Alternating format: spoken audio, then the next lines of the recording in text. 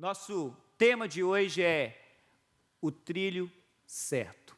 No trilho certo. São curiosidades que a gente tem na palavra de Deus e me chama muita atenção nós imaginarmos, entendermos e percebermos quão certos ou quão não certos nós estamos naquilo que nós fazemos para o nosso Deus, a forma como nós andamos, a forma como nós conduzimos a nossa vida. O texto que nós temos hoje está no Evangelho de Marcos, no capítulo 12, e é um capítulo interessante da palavra de Deus, e eu gosto das coisas que acontecem ali. Jesus mostra para nós, e Marcos narra no capítulo 12 do Evangelho dele, umas coisas interessantes, e uma delas que ele faz é a respeito dos impostos. E talvez a mensagem dos impostos não é a de hoje, seja uma mensagem que aqui nos Estados Unidos, talvez a gente tenha que pregar início de abril, porque está na época da gente pagar os impostos, ou preferencialmente receber de volta, crédito no nosso imposto de renda, mas talvez seja uma mensagem boa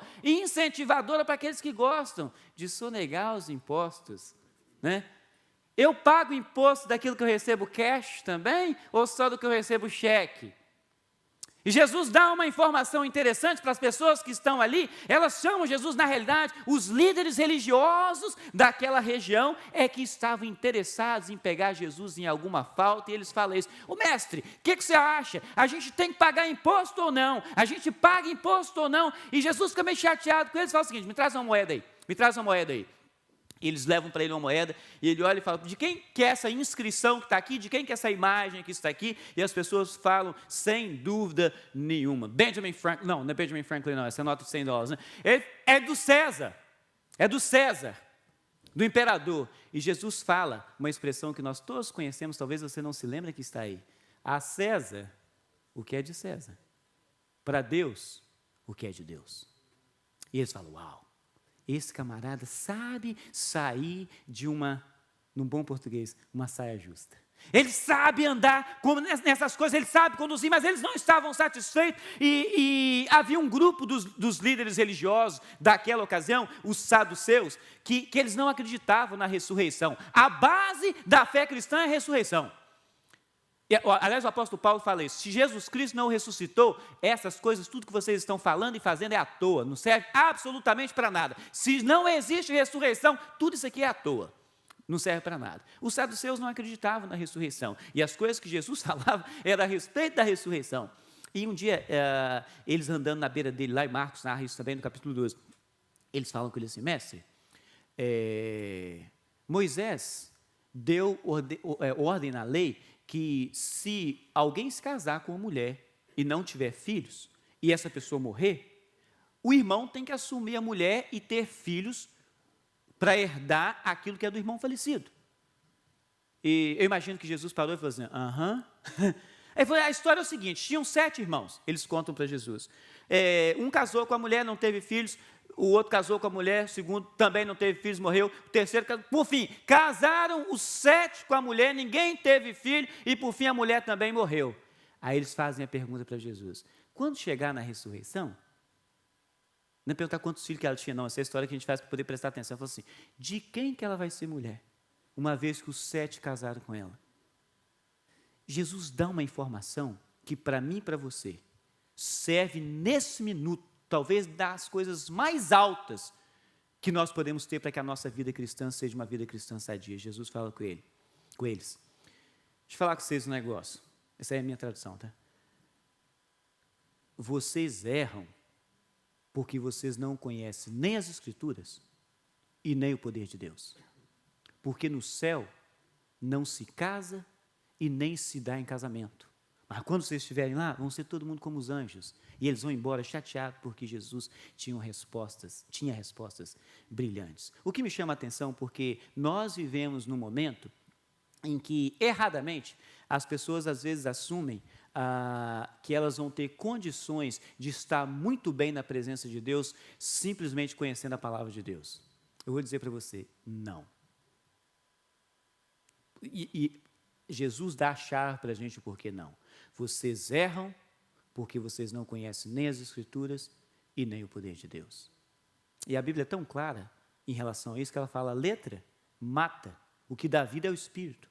Sem o Espírito Santo de Deus, a nossa vida é nada. Conhecimento das Escrituras, tem um monte de gente aí que tem conhecimento acadêmico das Escrituras, sabe de cor e até salteado, mas não causa nenhuma transformação na vida, porque não existe a ação transformadora do Espírito Santo. Jesus Cristo é simplesmente brilhante nas suas respostas. E a realidade é que, e quando ele coloca isso, e a gente para poder pensar, mas existe um outro grupo de pessoas que imaginam que vão ter a condição de experimentar o poder de Deus sem conhecer as Escrituras. Tolos, porque o mesmo poder que ressuscitou Jesus Cristo dos mortos mora dentro de nós, é o Santo Espírito do Senhor, e tem toda a ação para nós entendermos, conhecermos e usarmos do poder de Deus. Mas Satanás está aí do lado de fora e tem poderes ou força que nós não conhecemos, forças que nós desconhecemos. E quando você não conhece as Escrituras e experimenta poder do sobrenatural, um risco muito grande que você experimenta poder de Satanás pensando que é de Deus. Mas se você não conhece as Escrituras, você não sabe o que é de Deus ou não. Porque você não sabe o que Deus fala. O que Jesus diz? Vocês erram porque não conhecem as Escrituras e nem o poder de Deus. Não se atreve a imaginar que você vai ter um bom uso do poder de Deus sem conhecer as Escrituras. Não se atreva a imaginar que você vai ser muito bom conhecendo as Escrituras e deixando o poder de Deus de lado, porque você vai continuar errando, não sabendo aquilo que Deus é capaz de fazer. E, aliás, esse é o assunto que a gente tem para essa manhã. O trilho certo. Na outra história que Marcos conta no capítulo 12, porque as pessoas estavam assim, vendo as coisas que Jesus dizia, e a realidade é que é uma definição que a gente poderia dizer, eu poderia dizer isso, que para todo e qualquer ser humano, o brilhantismo de Jesus vai ser cativante. E cativa. A mente de Jesus cativa. Um dos escritores brasileiros mais vendidos em todo o mundo, porque ele é traduzido em diversas línguas, o doutor Augusto Cury, ele fala uma coisa, e achei interessante. Gui e eu, nós tivemos a oportunidade de estar com ele por uma semana num seminário, e é cativante o que ele imaginou de ser cativante na palavra de Deus. O desafio pessoal dele era desvendar os mistérios de Jesus Cristo e debater com os cristãos e dizer: vocês estão completamente errados. E o que ele mesmo diz é o seguinte: no final das contas eu descobri o homem mais inteligente da história. Aliás, é um livro que ele tem com esse título, O Homem Mais Inteligente da História. O brilhantismo de Jesus é cativante. Isso é mesmo, para qualquer pessoa que analisar a mente de Jesus, as respostas de Jesus, o modo dele conduzir a vida. Semana passada nós falamos isso aqui no sermão, na semana passada. As coisas que as pessoas roubam da palavra de Deus e usam, aplicam nos seus negócios, nas suas vidas, e querem dizer como se são eles mesmos pensadores fenomenais. Brilhantismo de Jesus Cristo e sua palavra. Mas se ele e o seu brilhantismo é cativante, a realidade da palavra dele é ainda mais. Porque a realidade da palavra de Jesus é que transforma vidas. E não a mente inteligente que ele veio e andou aqui nesse mundo. O sacrifício dele é que transforma vidas. O sacrifício dele é que traz pessoas à presença de Deus e nos coloca, nos deixa, nos permite andar no trilho certo. As pessoas tentando desafiar a mente de Jesus e achar alguma coisa errada nele, aparece para Jesus, é a história de hoje, um ensinador da lei. Alguém que conhecia os ensinos de Moisés a ponto de poder ensinar. O ensinador, um doutor da lei, os textos bíblicos dizem. E esse doutor da lei, ele chega para Jesus como ensinador, e ele faz uma pergunta. Ele diz para Jesus o seguinte: Senhor, de todos os mandamentos, qual é o mais importante? Perceba quão capciosa é essa pergunta. Moisés escreveu, a princípio Deus deu para ele, depois Deus tem que dar outra vez, porque Moisés ficou nervoso com as coisas que estavam na sua mão, quebrou as informações que Deus tinha dado, ele tem que reescrever novamente 10 mandamentos. E de repente vem alguém, chega para Jesus e pergunta para ele: qual desses 10 é o mais importante? Se foi Deus que deu. Olha, quão capciosa essa pergunta. Quão capciosa essa pergunta. E Jesus começa a resposta dele parafraseando. Ele está parafraseando a lei, no livro de Deuteronômio, fala exatamente isso aqui. Jesus respondeu: o mais importante é este: ouça, ó Israel, o Senhor, o nosso Deus. E eu gosto dessa frase: o Senhor é o único Senhor. O Senhor é o nome do nosso Deus. O Senhor é o único, o Senhor é o único que tem poder para dominar sobre coisas, sobre pessoas, sobre vidas. Jesus abre essa informação dando para ele, dizendo exatamente isso. O Senhor é o único Senhor. Ele continua parafraseando os 10 mandamentos, ele fala o seguinte: ame o Senhor, o seu Deus, de todo o quê? Seu coração, de toda a sua alma, de todo o seu e de todas as suas forças.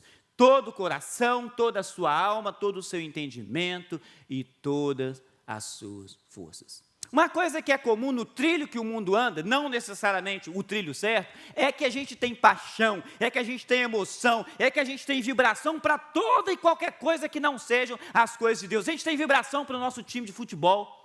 Aliás, eu sou flamenguista, eu queria ter vindo com a camisa do Flamengo hoje, porque desde os anos 80, quando eu parei de usar a camisa do Flamengo, agora eu estou podendo usar de novo.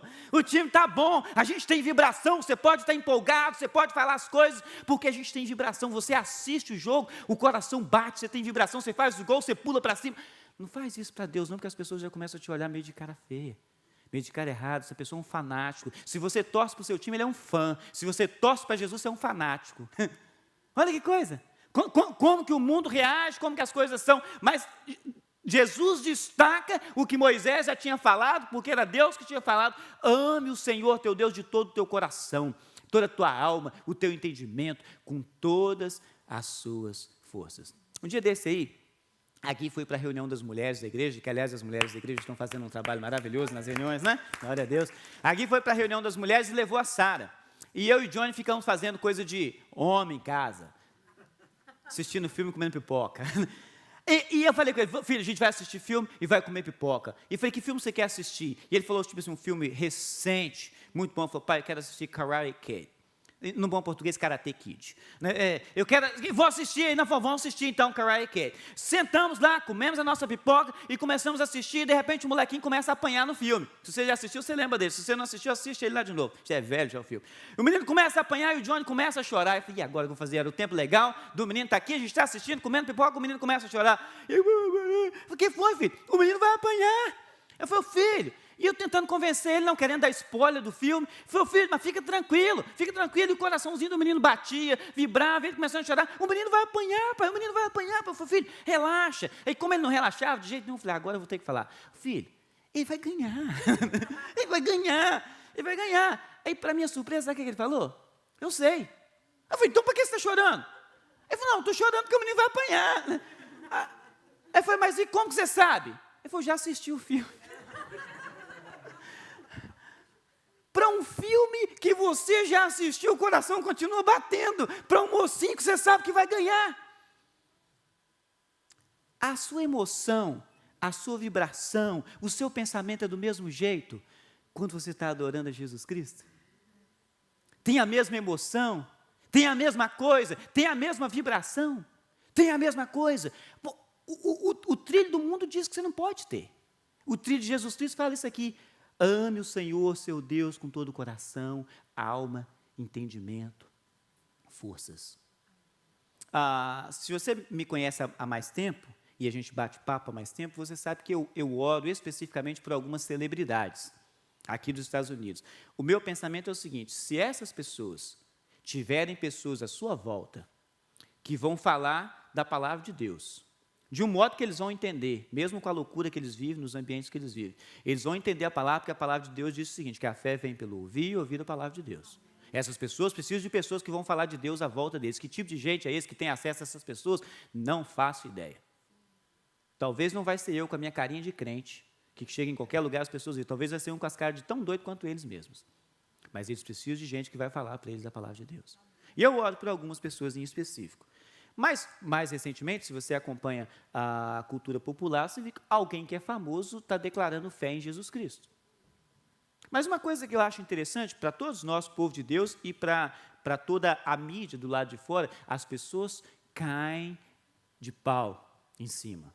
Eu não acredito, isso é fachada, eu não acredito, isso é só para poder conseguir um novo mercado, eu não acredito, não tem condições, e pessoalmente eu sou do que tem um pouquinho de pé atrás. Mas se eu oro para alguma coisa acontecer, no mínimo eu tenho que fazer o quê? acreditar, eu tenho que esperar que essa coisa vai acontecer. Mas me chama a atenção porque exatamente essa mesma desconfiança, exatamente essas mesmas coisas aconteceram com um rapaz desconhecido, com o nome de Saulo, morava em Tarso, perseguidor da igreja, que um dia ele resolveu falar que ele era de Jesus. Nem os apóstolos acreditaram nele. Nem os apóstolos que escreveram parte da Bíblia acreditaram nele. Então, se eu não acredito em alguém, eu não sou nem tão ruim assim, porque os que Jesus escolheu a dedo também não acreditaram em alguém. Esse alguém não fez absolutamente nada, a não ser escrever quase metade do Novo Testamento e ser usado por Deus, mas as pessoas desconfiavam dele. O mundo diz erradamente: expresse o que você crê, desde que não seja a sua fé em Jesus. Isso é o que o mundo fala. Errado. Pode torcer para o seu time, pode pular para a sua banda, pode fazer o que você quiser. Se você começar a fazer isso para Jesus, a gente vai olhar para você com desconfiança. Até a igreja olha para eles com desconfiança. Deixa eu colocar aquelas coisas que Jesus fala de uma forma mais distribuída. O primeiro mandamento, Jesus fala: ame o Senhor de todo o seu, a primeira parte que ele fala é de todo o seu coração. E é claro que ele não está falando de coração de um órgão que bombeia sangue no corpo e espalha oxigênio para que a gente consiga viver e ter vida. Ele não está falando disso. Ele está falando daquilo que gera e que mantém as nossas crenças, as nossas emoções, os nossos pensamentos, as nossas intenções. É disso que ele está falando. Foi quando eu te amo de coração. A gente fala isso com as pessoas, a gente fala isso com os nossos cônjuges, a gente fala isso com as nossas crianças, a gente fala isso com os nossos amigos. É disso que ele está falando. Ame o Senhor com o coração. O amor que ele fala, e o texto nos originais, fala do que a gente chama de ágape, que é um amor que você escolhe acima de qualquer coisa. Amo acima de qualquer coisa, coloque todo o seu coração no seu amor ao Senhor. O que Jesus fala é isso tudo. O que gera a sua crença, as suas emoções, os seus pensamentos, as suas intenções, tudo que gera isso, coloca isso no seu amor ao Senhor.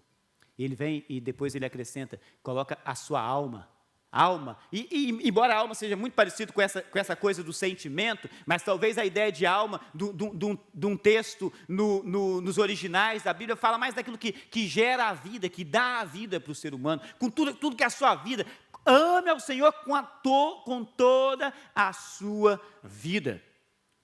Tudo seu, ame ao Senhor, coloca em Senhor, Jesus falando para eles, e talvez a gente distribuindo isso de uma forma que vai fazer um pouco mais sentido para nós, com toda a sua alma.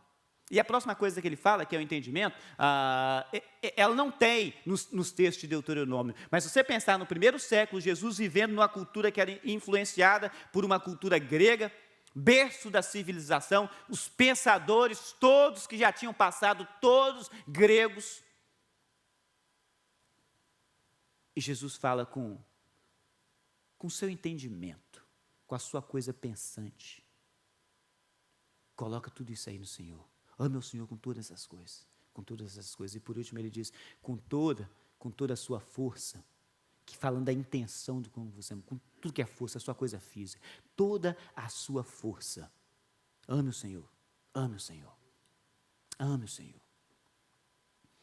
E só nessa informação, e essa informação vai resumir os 4 primeiros mandamentos que falam do nosso relacionamento com Deus.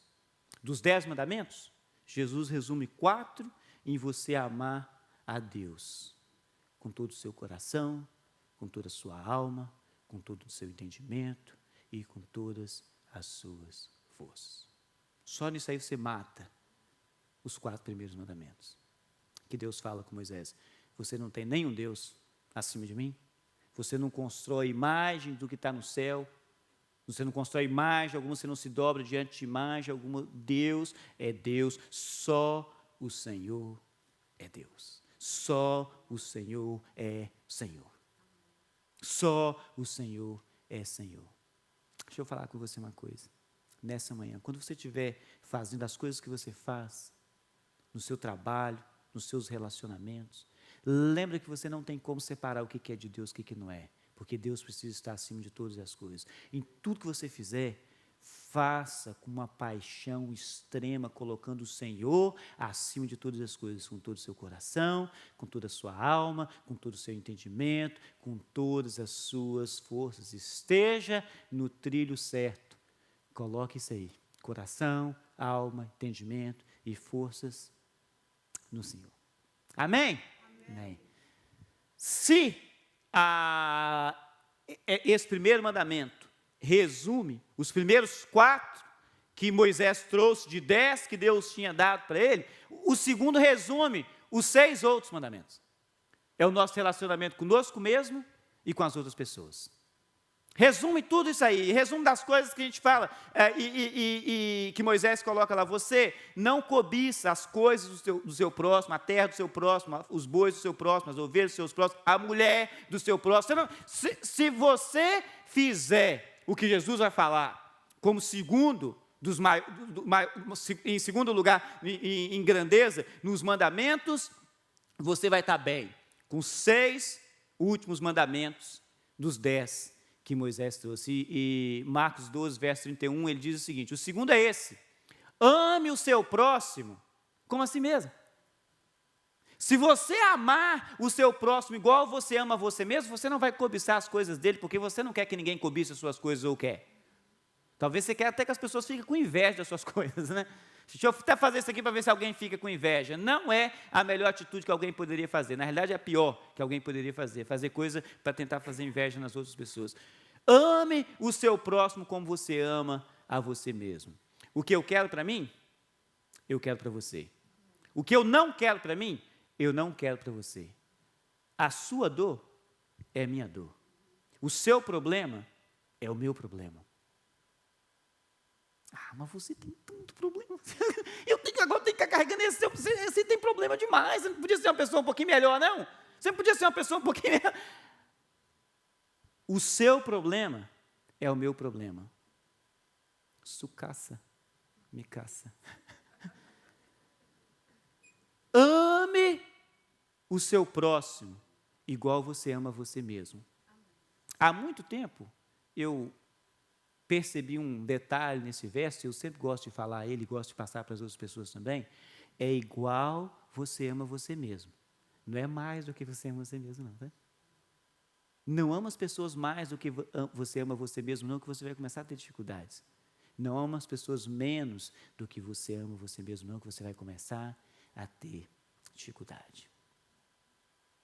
Ame o seu próximo como a si mesmo. E ele termina esse verso dizendo o seguinte, que não existe mandamento maior do que esse.